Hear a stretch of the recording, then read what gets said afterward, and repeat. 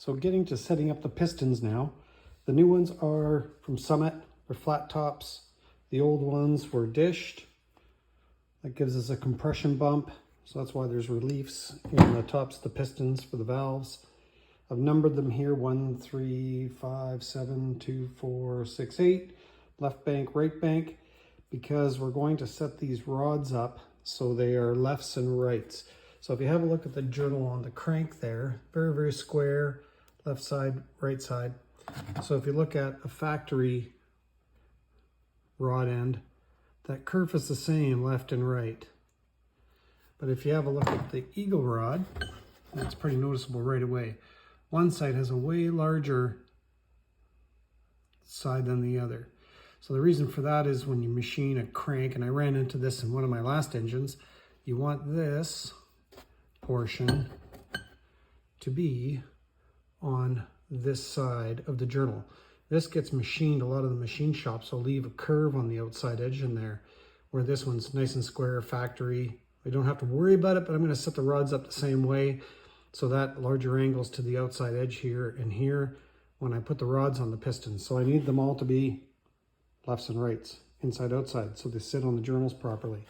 So I made this mistake on that big block I built at one point, not realizing that that machine surface, or the scat crank I got, was machined differently, and I had the wrong side of the piston up against this edge here and burnt up some material and contaminated the bearings pretty quick, and I had to redo it all. So pretty important. Not so important with this crankshaft, but if I just do it this way, it just makes it kind of proper, and I don't have to worry about it in the future.